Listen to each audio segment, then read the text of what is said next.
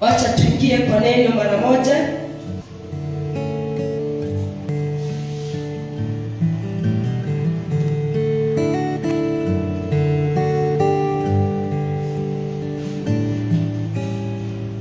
Mungu atanisaidia kwa Kiswahili. Juu nikihitaji mkalimani tutachukua muda, na naona muda umeenda.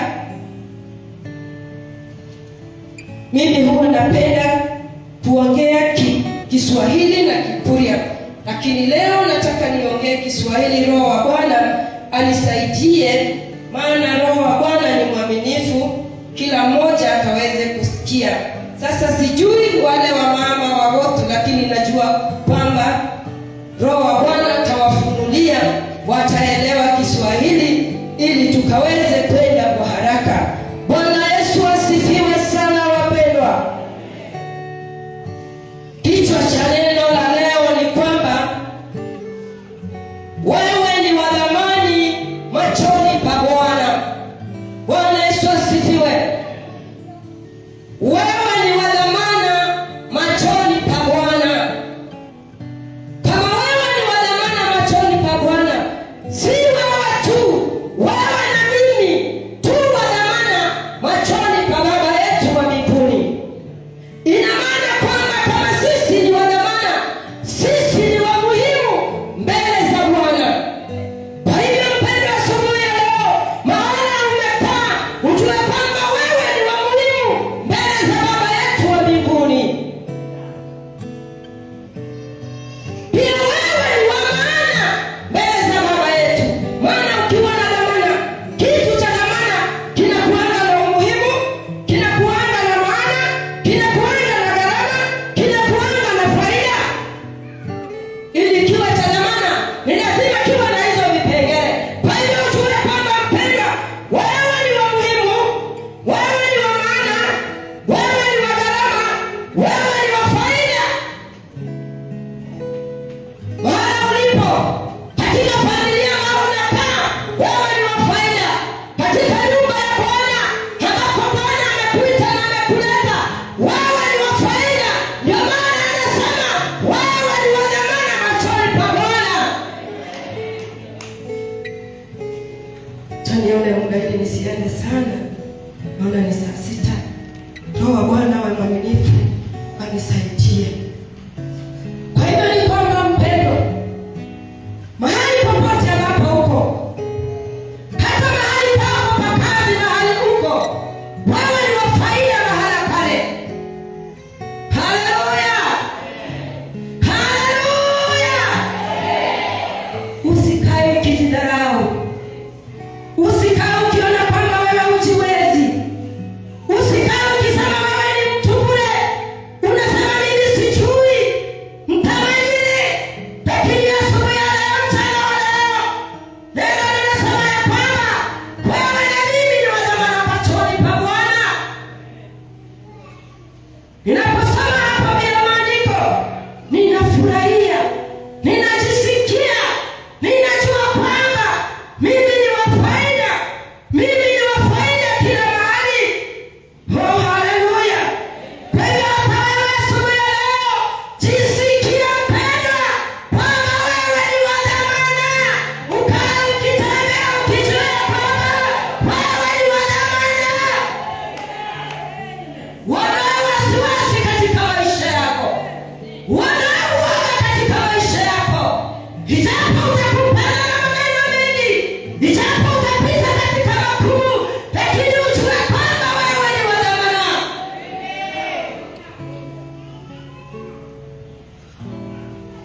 Tusome Isaya 43 mstari wa 1 hadi 5.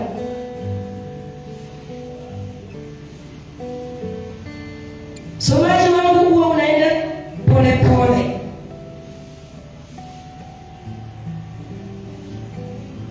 Ama ningesomea twende haraka. Isaya 43 mstari Wa 1 hadi 5. nitasoma jinsi Ukifika kwa kwamba unasimama. soma jinsi neno la Bwana linasema. Neno linasema Isaya 43 mstari wa 1. Lakini sasa Bwana aliyekuhukulu ndugu, Yakobo, yeye aliyekuumba, Israeli, asema hivi, usiogope. Tufike hapo, fika kwako mama, unasimama. Lakini sasa Bwana aliyekuhukulu, Yakobo, yeye aliyekuumba, Israeli, asema hivi, maana nimekukomboa. Usiendelee. Tumesema tukifika kwako mama tunasimama. Mimi ndio nakwambia tunaendelea. Si ndio?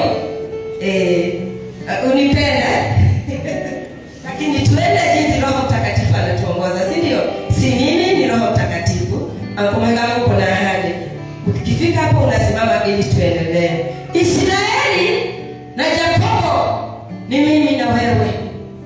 Hao ndio Mungu anasema ya kwamba, lakini sasa Bwana asema, Bwana aliyekuhukulu, Yakobo, yeye aliyekuumba, Israeli, asema hivi.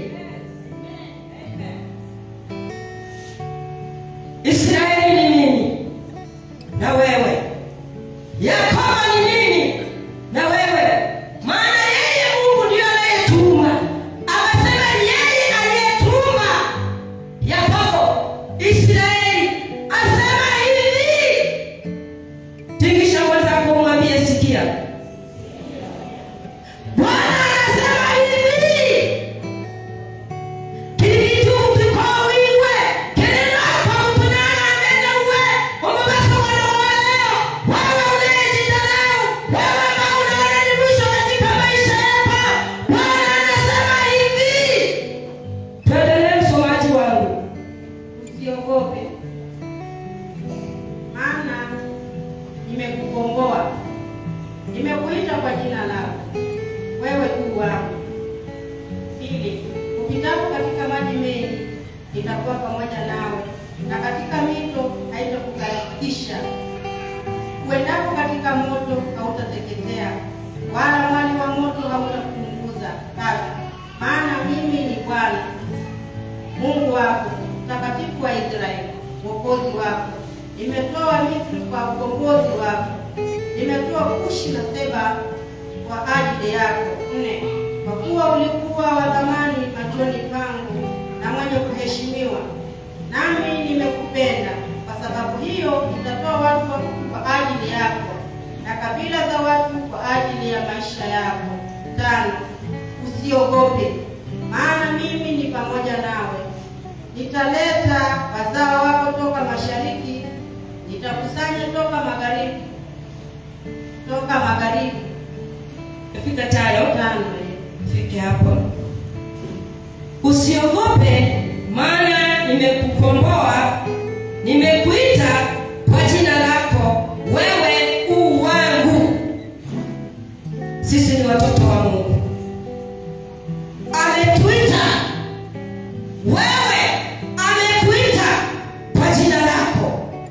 Wakati Mungu alitaka Abraham amtumie, alimuita kwa jina lake, akamwambia maneno, akamwambia toka katika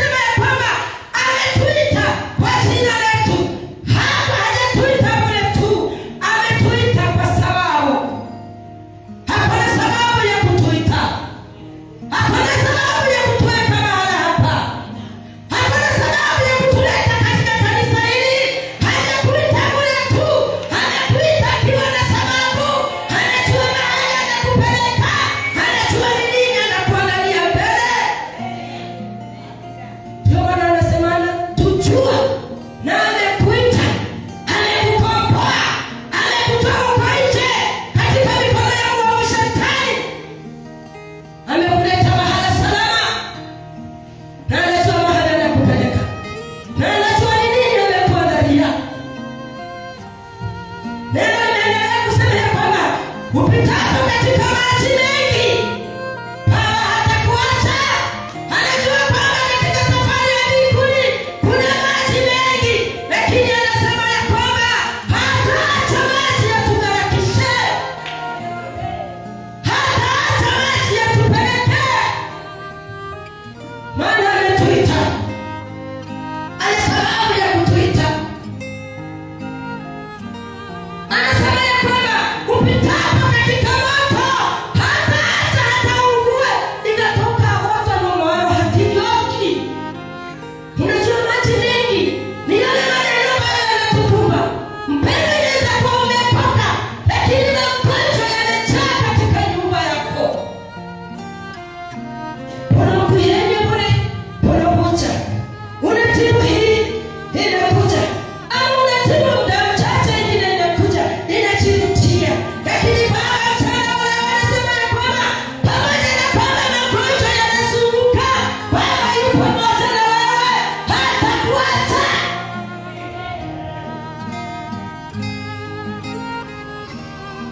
Hata miali ya moto haitakugusa. Wakati mwingine upendo, tunapita katika moto, tunapita katika mambo ambayo yanatuchoma mioyo, mambo ya kutuvunja moyo, mambo ya kutufanya tuchoke, mambo ya kutufanya tukate tamaa. Lakini Baba anasema kwamba hatatuacha, atasimama pamoja na sisi. Inaweza fika mahali mpaka ujiulize, ni Mungu gani ninayemwabudu? Mbona Baba amenisahau? Lakini ni kwamba mpendwa, Baba hajakusahau. Wakati Shadraka na Meshaki na Abednego walipoingizwa katika moto, walipoangalia waliona mtu wa nje, wakati uko katikati ya moto, Baba yuko pamoja na wewe, yuko pande yako, akinena na wewe, akikutia nguvu, akituambia mwanangu, songa.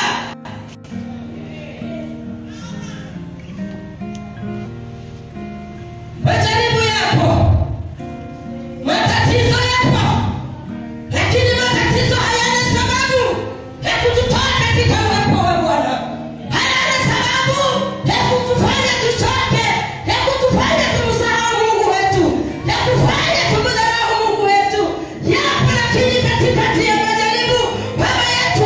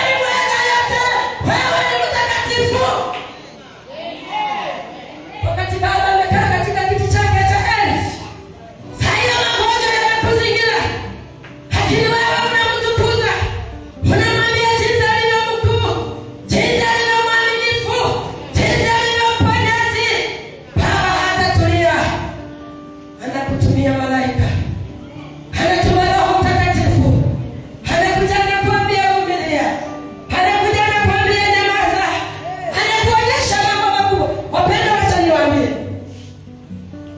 wakati kimeumana, najua rafiki yako anakuacha. Hakuna mapito magumu kama mapito ya umaskini. Hata wale ambao unakula nao watakuacha, lakini Baba wa mbinguni hawezi kukuacha. Wakati Abrahamu alikosa mtoto, Bwana alikuwa anamwambia atafanya kuwa taifa. Abrahamu anashangaa, atanifanya kuwa taifa na sina hata mtoto. Lakini alimbariki. Alimbariki na mtoto wa kifalme. Mpenda vumilia. Pengine ambacho umebeba ni cha dhamana.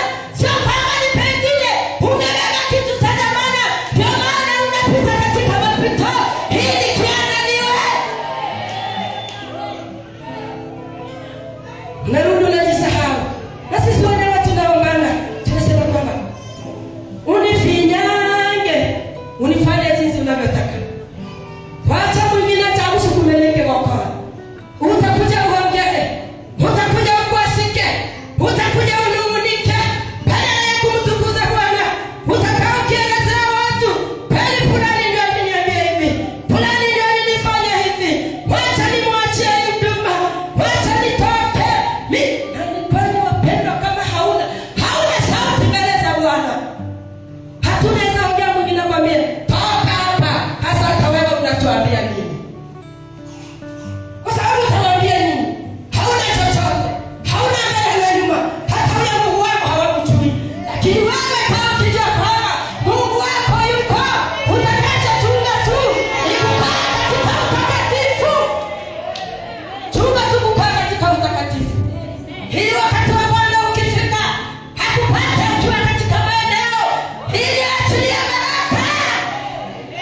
Hawapati ataachilia baraka, wakusema nitakusatori kukusabira. Kuna aliyekuombea. Haleluya. Wakati kimeumana, mpendo, unabaki wewe peke yako.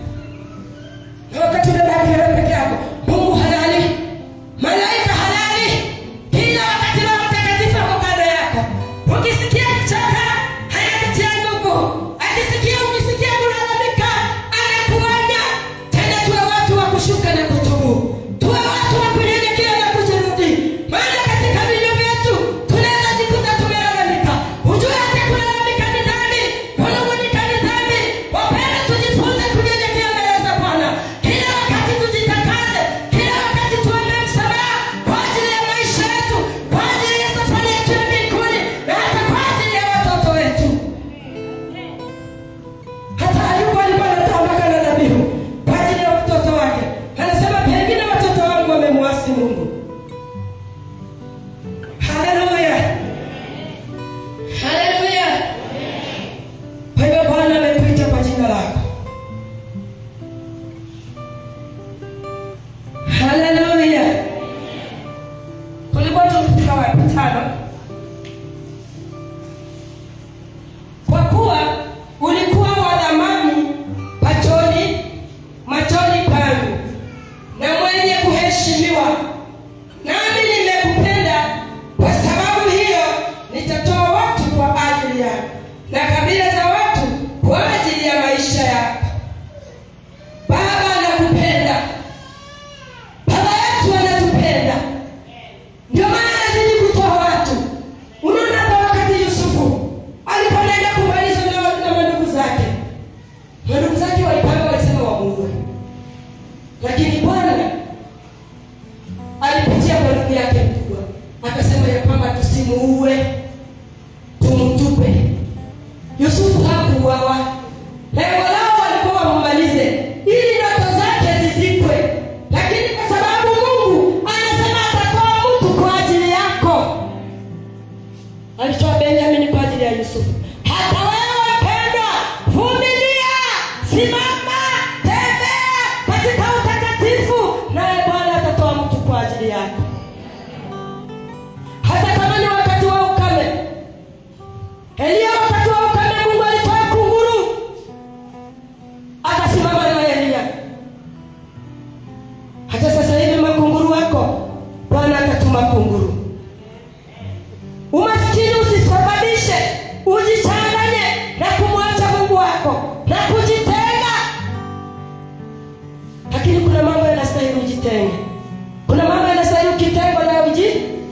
ujitenge. Na wakati mpenda sana nikwambia, wakati kimeumana, wakati unaogelea, Bwana naye anakuanga pamoja na wewe. Wakati unajiuliza ama ameniacha, Bwana anakuja anashuka. Unashangaa. Kuna wakati mume wangu alikuwa mgonjwa. Mimi nikawa naomba kwamba mume wangu apone. Katika sana funga maombi, sema mume wangu apone, tukawa na vikundi kanisani. Kila ninapotoa haja mimi natoa haja ya mume wangu apone. Lakini ya Mungu ni mengi. Siku moja tukawa tunaenda kanisani usiku. Nikamwambia mtoto wangu nipeleke tuchukue mama kanisa kwa amechelewa. Tuko kwa daraja mimi nilikuwa naogopa. Tena tuchukue tupite mapema. Sasa wakati tumetoka ile mapema, naona gari kando ya mkoba wangu. Kabla ya hiyo, kuna siku mtu alileta gari kwetu. Kwamba nimenunua gari sina mahali pa kupaki. Hii gari jana ilikuwa barabara. Wacha nifiche hapa kwangu. Lakini mimi damu yangu ikakataa huyo. Nikaambia mzee, kwani mko na uhusiano? Alikuwa mama, kwani mko na uhusiano gani na huyu? Naye mzee akaniambia sipendi makelele mimi mgonjwa. Kwa sababu alikuwa mgonjwa nikanyamaza. Na Biblia inasema tukiwa waume zetu, si ndio? Nikanyamaza, gari ikawekwa. Sasa siku moja mimi tunaenda. Gari nyingine imekuja imeegemeza, tunaona watu wengi. Kana tunachukua mama kanisa sasa kurudi kwa geti yangu, na leo mtoto anaenda funga mlango akachelewa. Mtoto anaenda, unajua nini mami? Unajua wewe walikuwa hapo CID ile siku alikuwa ndio ungeogopa. CID ni wao. Tukaenda. Tukaomba tukamaliza. Baadaye nikakuja kusikia fununu ya kwamba wapendwa, gari iliyokuja kuwekwa kwa boma langu na wakati kwa nimefesi kwa mama. Mungu ni wa ajabu. Mungu ni wa huruma. Mungu ni wa msamaha. Gari ambayo limeelezwa wapendwa kwa boma langu ni gari ambayo limeibiwa. Na mimi sina habari, mzee hana habari, hata amuki. Nitumtoe tumpeleke bedroom, tumtoe tumweke kwa jua. Hana habari na gari limekuja hapo kumbe limeibiwa. Sasa wapendwa, gari wenye waiba hawakujua kutoa track. Gari linatrakiwa Nairobi. Wanaambiwa wametuma shahidi. Wapendwa, acha niwaambie, shahidi ilizunguka 1 week, full 1 week kwangu, hawakuona gari. Wanaambiwa gari liko kando ya shule. Wanakuja wanapita. Si mimi nyumba yangu ndio hii, shule ndio hii. Wanapita wanaenda. Hawaoni nyumba yangu imefunikwa. Wanaenda wanapita mbele, wanaambiwa mmeacha gari nyuma. Wanarudi. Wakirudi wanapita shule. Wanaenda kwa mwenzangu kukayeka huko. Wanamuuliza uko na shamba ya kununua. Sasa mwenzangu akakuja akaniambia, kuna watu wananisumbua hapa. Kila wakati wanakuja wanazunguka boma langu. Na mahali ambapo sijui wamesimama gari linaonekana. Mimi ninaendelea kuomba. Naomba Bwana apone. Kumbe Mungu anasema wewe unaomba nikusaidie, utashikwa na hili gari. Sasa ikafika siku Jumapili, nimefungua maombi. Baada ya ibada nimefika nyumbani. Nikashangaa wale watu wanakuja. Mzee anawaambia tuwapee chakula. Roho yangu kakataa. Wakati mwingine maneno mengine roho anakufungia. Nikamwambia chakula hakuna. Yaani siwataki, nasikia wananiumiza na wananikosea. Wabebe gari yao waende. Akasema tu kwa upole, chakula kimeisha. Nikamwambia niwapikie, lakini wakasema hapana, tuko na haraka, acha tuchukue gari tuende. Muda wa mchache wapendwa, ni kama dakika mbili tu. Nilisikia risasi pa. Mtoto akakimbia wakaenda. Mtoto mmoja akakimbia akakuja akashika kiuno akaniambia, mama, na unajua gari ile ilikuwa kwetu. Iliua mtu Kericho. Waliua mtoto ndio akaleta gari kwetu. Ile sahani yenye nilikuwa nimeshikilia ikaanguka. Wale sasa sio. Wakabeba gari yao wakaenda, wakangangana na wale. Mobjasi zikasema wakuje kwangu. Wengine wakasema yule mwenye atoki nje ndio angeweza kuiba gari. Wakasema watu wote tumeleta yule mwanamke wake, hata yeye aenda aweke akili. Na mimi hata sijui nilikuwa nakataa. Nikabaki nikishukuru Mungu. Nikasema Mungu ni mwaminifu. Ikafika siku nyingine tena nikasahau. Ikafika siku nimeenda kanisani maombi.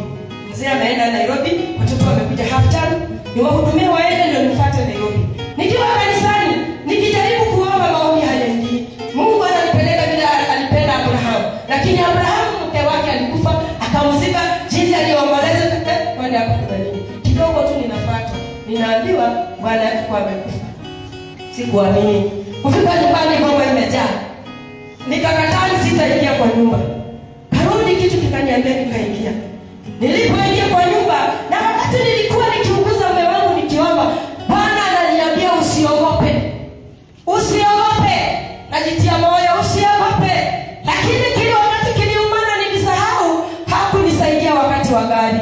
Nilitamka kwa sauti yangu. Nikasema Mungu wewe ni muongo. Nikarudia, Mungu ulikuwa unanidanganya. Nikasikia hajasikia. Nikasema wewe Mungu ni muongo. Unidanganya mume wangu atakufa ama kufa. Wapendwa, nikasikia sauti live kama sijafunga macho. Na ikakuja kwa kishindo. Nikasema Bwana usiogope. Mimi ni pamoja na wewe. Na hapo tu machozi yakaisha. Nikasikia kufarijiwa. Jana majirani wangu roho tayuri ugamba mwana kebole ulegewe takaleka wapi watoto wangu nani akanisaidia kusoma. Nikasema maneno mengi. Lakini Bwana aliposema hivyo akanifunga mdomo. Bwana yetu asifiwe. Lakini Bwana ni mwaminifu. Niwaambie ametenda nini. Na hata wakati tulimaliza matanga, mtoto wangu aliyekuwa form 2 alikuja akaniuliza, "Mama, baba ameenda, nani atanisomesha?" Roho Mtakatifu karibu akaniambia, "Mwambie Mungu yupo." Nikamwambia Mungu yupo. Nasema Mungu yupo, lakini nimesahau vile aliniambia nisiogope. Leo tokile nimemwambia tu. Najua maneno mengine tunamkasirisha Mungu. Anatupigania, anajionyesha kwamba yeye ni mkuu, yeye ni mweza, lakini bado tunalalamika. Haleluya. Unajua hata wakati mwingine mpendo, Mungu anatumia watu tu wa kuchokoza ili akuandae. Unapotua wakasirikia, unapotua yani unawabeba moyoni mwako. Unabeba watu moyoni mwako. Walinifanya hivi, walinikataa wakati nilikuwa hivi. Yani maneno yako ni ya kulalamika. Maneno yako ni ya kuona kwamba umesahaulika. Lakini ni kwamba haujasahaulika. Bwana anakukumbuka. Bwana anakuandaa. Unajua nini niwamalizie huo ushuhuda? Vile ninavyoongea hivi, mume wangu aliniacha na mtoto wa 3. Mtoto wa kwanza akiwa form 2, mtoto wa pili akiwa form 1, mtoto mdogo akiwa darasa la 7. Hayo ndio nilikuwa nakumbuka, nasema Mungu umeniacha. Mungu wewe ni muongo. Nani atanisaidia? Lakini niliposikia sauti, nikajitia moyo. Nikasimama. Vile ninavyoongea hivi wapendwa, yule mtoto aliyekuwa form 2 amemaliza. Yeye alifanikiwa, nikampeleka kwa institute akachukua plato paleta, amemaliza. Na mahali ambapo anaenda kuchukuliwa, alienda kufanya attachment. Kabla hajarudi kufanya mtihani ilibidi wamchukue. Anafanya hapo na hajarudi kumaliza mtihani apate certificate yake. Si Mungu ni mwaminifu? Mtoto wa pili yeye alifanikiwa kwenda university.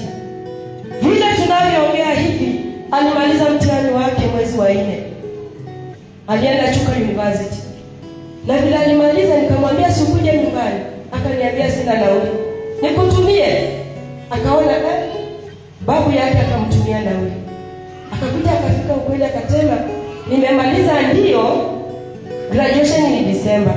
Lakini lecturer wangu amenichukua, ameniweka kwa shule ya mwalimu rafiki yake, ako na principal rafiki yake, amenipeleka huko niende nisaidie. Si anapata sabuni? Si Mungu ni mwaminifu? Msichana ambaye ni mdogo ambaye alikuwa darasa la 7. Sasa hivi vile tunaongea ako second year Kenyatta University. Na vile wamesoma wapendwa, sijui vile wamesoma, ni Mungu. Sijakwambia nikijigamba kwamba nimesomesha. Si mimi nimesomesha, ni Mungu aliye mbinguni. Maana nilipolia nikasema ni muongo, aliniambia yeye ni mwaminifu. Na wapenda, wacha niwaambie, hata wakati nilibaki katika hiyo boma, watu wengi hapa kanisani ni mashahidi, hakuna aliyenitaka, walinitenga. Umefiwa na hakuna mwenye anakutaka. Hata baba anakuambia nenda kwenu, tunataenda wapi na hao watoto? Asijamkosea. Lakini nikakaa katika maombi. Ninakumbuka ile sauti yenye Bwana aliniambia usiogope. Basi mama anasema sina penda, naenda na kaka watoto wangu. Na baba sitakuchukia. Leo hii vile tunaongea wapendwa, kipindi hicho baba alikuja, alikuwa milionea, aliona kama takataka. Lakini sasa hivi amezunguka. Vile tunavyoongea hivi, mimi ndio nimekaa na baba. Sikumkasirikia, sikumbeba.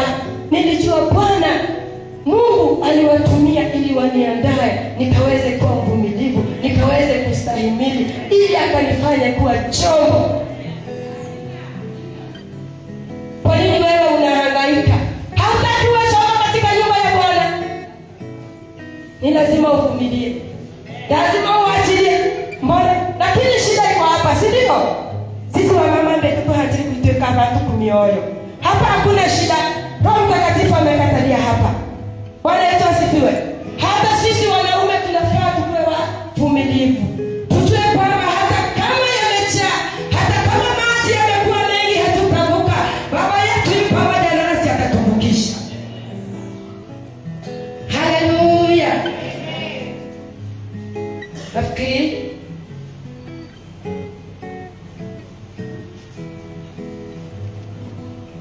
Nafikiri nitafika hapa. Kufikia hapo ni nani amepata kitu?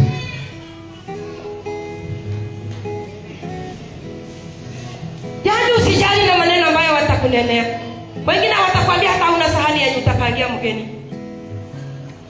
Wengine hata wakikuwa na ugeni wapendwa, hawatakuweka upike chapati, watakuweka uoshe vyombo. Na wewe usikubali. Sikubali kwenda kuosha vyombo kwa miji ya watu. Wewe ni wa dhamana. Kama anakuweka kuosha vyombo usioshe. Andika watu waoshe vyombo. Wacha kwenda kujiweka chini tunaosha vyombo. Sasa wengine ndio wanajua kupanga, wengine wanajua kupika chapati, wewe ujibu kala nyama. Na unakubali usikubali? Alafu kiosha vyombo unamaliza, anachukua chakula na kuchanganyishia, unapelekea watoto wako. Usikubali. Kama wewe ni wadhamana, hata watoto wako ni wadhamana, hawakuli mapombe.